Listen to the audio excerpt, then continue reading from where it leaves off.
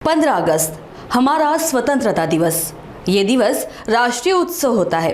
देश की आज़ादी की लड़ाई में कई वीर और वीरांगनाएं थी जिन्होंने प्रत्यक्ष अप्रत्यक्ष रूप से अपना योगदान दिया था।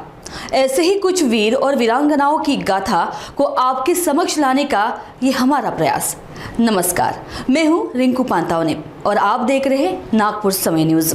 आज की इस गाथा में हम जिक्र कर रहे हैं झंडा गीत रचयिता पद्मश्री श्यामलाल गुप्त पार्षद इनका। विजय विश्व तिरंगा प्यारा, झंडा ऊंचा रहे हमारा, इस गीत की रचना कर उन्होंने देश के तिरंगे की ऊंचाई आसमान तक पहुंचाई है। पार्षद जी का नागपुर नगरी से विशेष नाता रहा है। सेंट्रल एवेन्यू स्थित दोसर वैश्य चौक, यहाँ उनकी स्मृति में सर्वधर्म समभाव का प्रतीक आज भी हमें प्रेरणा दे रहा है। दोसर वैश्य महासभा के अध्यक्ष श्री अश्विनी गुप्ता ने नागपुर समय से बातचीत के दौरान उन इतिहास के पन्नों को उजागर किया है।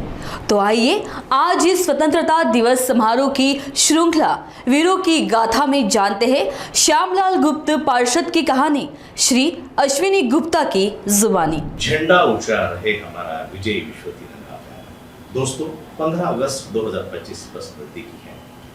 जब 15 अगस्त आता है तो हम कुछ इतिहास के पन्नों को खोलने की कोशिश करते हैं। कुछ पन्ने ऐसे जो अपनी गाथा बहुत वीरता से कहते हैं और कुछ ऐसे भी पन्ने होते हैं कि वो हमें सोचने पर मजबूर करते हैं, वो प्रेरणा देते हैं।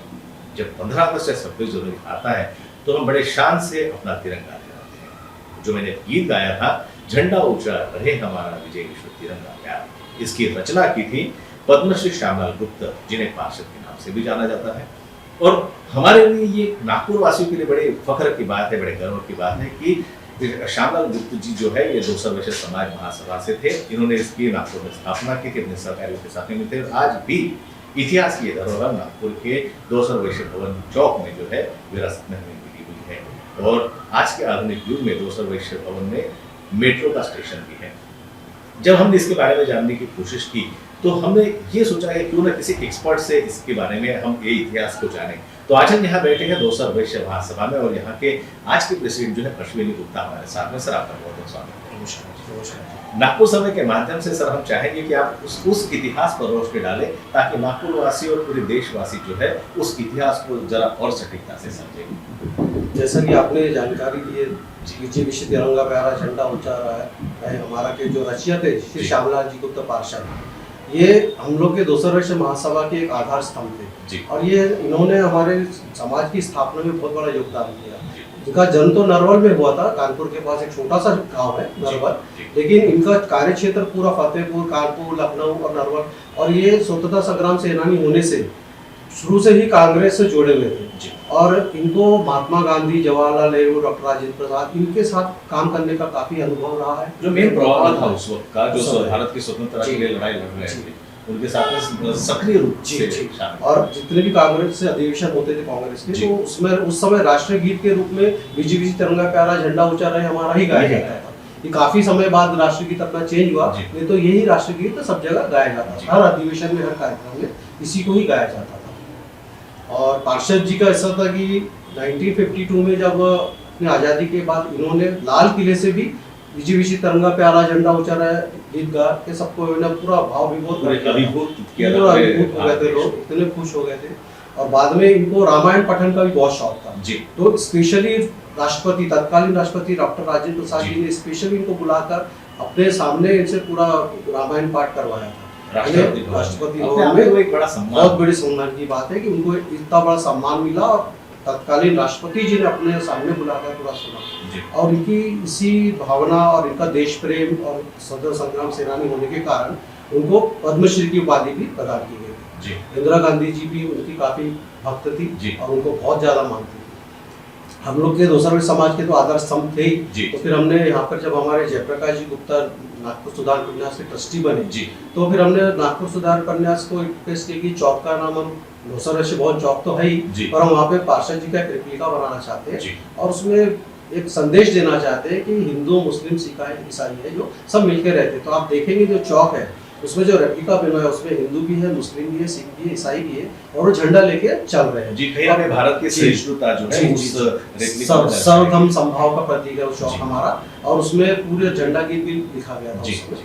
और आप देखेंगे अभी भी ऊपर अंकित किया हुआ है। जी, और दर्शकों को भी हम जी। दिखाएंगे क्योंकि उसका हमने चित्रण किया है। जी। यही मैं कहना चाहता हूँ, ये हमारा भाव जो है कि नाक में जैसे झंडा ऊंचा रहे, हमारे जो गीत है जब भी हम सुनते हैं तो उससे हम भाव विभोर हो जाते हैं और झंडे के प्रति हमारा सम्मान जो है द्विगुणित हो जाता है। और ये हम लोग के लिए भी बहुत बड़ी बात रहती है, हम लोग को बहुत अच्छा लगता है कि चलो एक हमारे समाज के ऐसे नेता है, इस टाइप के सामाजिक व्यक्तित्व का इतना मान सम्मान हो रहा है और इनका नाम हो रहा है। जी।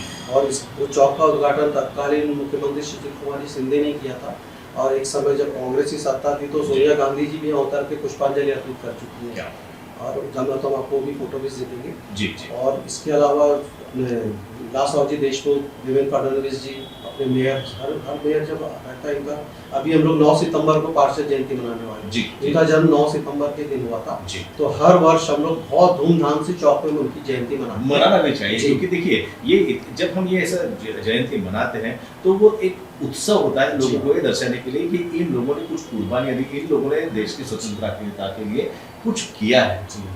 और वही है कि आज हम ये खुली हवा में सांस ले रहे हैं, आज उस स्वतंत्रता का अगर उपभोग ले रहे हैं तो कहीं ना कहीं इन लोगों की जो है इनके जो कर्म है, इन्होंने जो सक्रियता से सहभाग लिया, आज हम उसके फल जो है पा रहे जी, हैं। जी। और इसी बहाने हम उनको याद भी करते जी। हैं और उनको अपनी श्रद्धांजलि भी अर्पित करते हैं।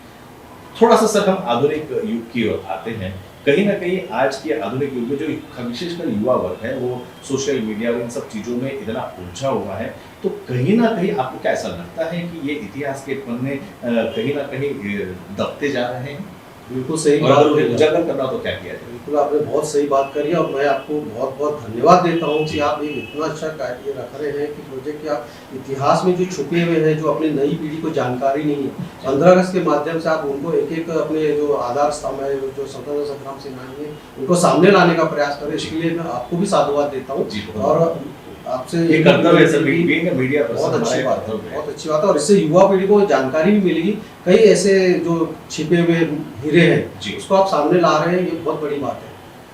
और- देखिए कैसा है, मैं आपने जो बात की, ये गीत हर बच्चा गा ले, जी, लेकिन ये गीत लिखा किसने है, उनका इतिहास क्या है, हाँ। ये जब हम समझते हैं ना तो अपनापन का भाव थोड़ा सा बढ़ जाता है, और यही उद्देश्य है सर।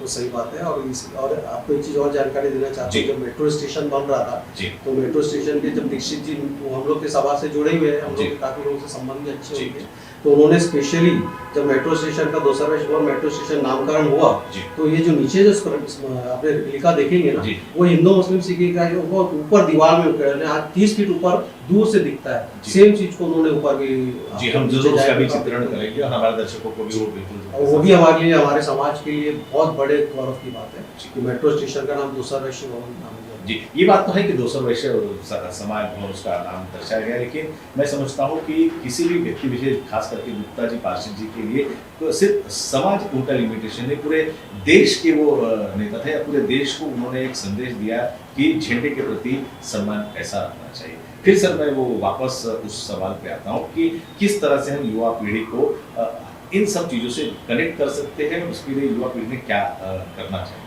सबसे पहले तो युवा पीढ़ी को अगर एक जो अपने स्वतंत्रता संग्राम सेनानी की, अगर उन्होंने कुछ पढ़ा, जी। उनके बारे में जानकारी लिया, तो अगर पढ़ने से भी अगर एक 2 लोगों की उन्होंने जानकारी ली, जीवनी पढ़ी, तो उनको समझ में आया कितने संघर्ष से अपने को स्वतंत्रता मिली थी, और उस समय के लोगों ने कितनी लड़ाइयाँ लड़ी थी और अपने आप को झोंक दिया था। तो वो जो उन लोग में जो झोंकने की क्षमता थी, अगर वो युवा पीढ़ी में, अगर अभी तो ठीक है अपन स्वतंत्र जी। है, पर अपने कार्य में भी वो सब चीज को लाए, और उस समय का जो मोटो था उसको सामने रखते हुए अगर तेजी से आगे बढ़ने की कोशिश करे, और दूसरों को भी प्रोत्साहित करे कि भाई देखिए, पार्षद जी बहुत गरीब परिवार में जन्मे थे और आज इतना बड़ा मुकाम हासिल किया, तो इसमें ऐसा नहीं कि कोई पैसे वाला ही ऊपर आता है। जो मैं समझता हूँ कि जो कमजोर बच्चे हैं या कमजोर युवा पीढ़ी है, वो भी कुछ ऐसा कुछ काम कर जाए कि लोग उनको जिंदगी भर याद रखें। और ऐसे बहुत बच्चे हैं, मैं देख रहा हूँ ना, युवा पीढ़ी में बहुत अच्छे बच्चे हैं जो पैसे के पीछे भाग के लोग सामाजिक सेवा में इतने आगे बढ़ गए हैं और मेरे पास ऐसे उदाहरण भी है जी। कि दूर दराज क्षेत्र में बच्चे जाके काम कर रहे हैं, अच्छे बड़े बड़े पैकेज छोड़ के काम कर रहे हैं, छोटे छोटे गांव में पैकेज कर रहे वो हैं। तो भाव होना ये चाहिए। भाव होना चाहिए, बस एक सिर्फ पहले जज्बा आना चाहिए दिल जी। में कि भैया अपने कुछ करना है, कुछ करके दिखाना है। जैसे कि अपने स्वतंत्रता संग्राम सेनानियों ने किया था कि आजादी हमको लेना ही है। और जब ये राष्ट्रगीत बजता था, जब अधिवेशन में बजता था, लोग जी। प्रभात फेरी में यही गाना गा गा जी, के आज भी बजता है, आज भी हमारे बजता स्कूलों में है। ये तो बजता है, बच्चे ये मानते ये प्रभात फेरी निकालते हैं तो यही गाते थे, एक अलग ही जोश पैदा हो जाता है बच्चों में। बिल्कुल सही बात की आपने। चलते चलते अश्विनी जी, स्वतंत्रता दिन की हम आपको भी शुभकामनाएं देते, पूरे दोसर वैश्य समाज के आपके पूरे सहभागियों को हम शुभकामनाएं देते। आप देश से क्या कहना चाहेंगे? मैं तो देश से यही कहना चाहता, अगर आप लोगों ने सबने अपनी देशभक्ति की भावना जगा के रखे और सबने अगर ये सोच के रखे कि हमारे लिए हमारा देश सर्वप्रथम है, फिर हमारा समाज है, फिर हमारा परिवार है, फिर हम हैं, तो ये हमारे देश के लिए बहुत बड़ी एक उपलब्धि हो जाएगी। हम हैं तो हमारा समाज है और हमारे समाज से हमारा देश है। तो सभी ने अपने देश के प्रति देशभक्ति का जज्बा रखना चाहिए और कोशिश करना चाहिए कि हमारे कारण किसी को किसी प्रकार से कोई दुख नहीं पहुंचे, कोई हमारे कारण दुखी नहीं हो। और अगर हम उस किसी के चेहरे पे छोटी सी भी खुशी ला सकते हैं, हमारा दोसर समाज सभा का भी मोटो यही है। हम जो आर्थिक सहायता भी प्रदान करते हैं, जो लोगों का जीवन स्तर बढ़ाते हैं, तो हमारे उद्देश्य ये रहता है कि हमारे गरीब से गरीब जो हमारे समाज सेवी बंधु है उसको हम पैसे ऊपर उठाएं, पैसे ऊपर लाएं। मतलब समाज में कोई उपेक्षित ना रहे, सबको जी। सबका विकास सब साथ में वही हो। चीज देश में भी अगर बच्चे लोग लागू करें और नई पीढ़ी इसको लागू करे, कुछ ना कुछ देने की भावना रखे, देने की बजाय अगर देने की भावना रखे तो अपना देश एकदम जो बोलते हैं ना विकास की ओर अग्रसर होगा और हाँ। मानसिक विकसितता उसमें ज्यादा जी, जानी जी। चाहिए। चलते चलते दर्शकों से मैं यही बात करना चाहूँ कि जब भी हम किसी महानुभव से मिलते हैं, जब भी उनके अनुभव हम साझा करते हैं, तो कुछ ना कुछ सीख लेकर जाते हैं। आज अश्विनी सर से जो मैं सीख लेके जा रहा हूँ कि स्वतंत्रता तो हमें प्राप्त हो गई, लेकिन कहीं ना कहीं मानसिक गुलामगिरी के ऊपर लेकर हमें उठना चाहिए और उस जज्बे को सलाम करना चाहिए, उस जज्बे को हमारे आचरण में लाना चाहिए कि हम देश हित के लिए कुछ कर सकें। इतिहास की वो धरोहर, इतिहास के वो पन्ने जो उस वक्त उजागर हुए थे, आज भी हमें अपने दिलों में रहना चाहिए। भारत का झंडा हमेशा ऊंचा रखना चाहिए। ये जिम्मेदारी जब वो हमारे पूर्वजों ने निभाई थी, वो आज युवा करते पर है। आप सभी को फिर से एक बार भारत के स्वतंत्रता दिवस की बहुत शुभकामनाएं।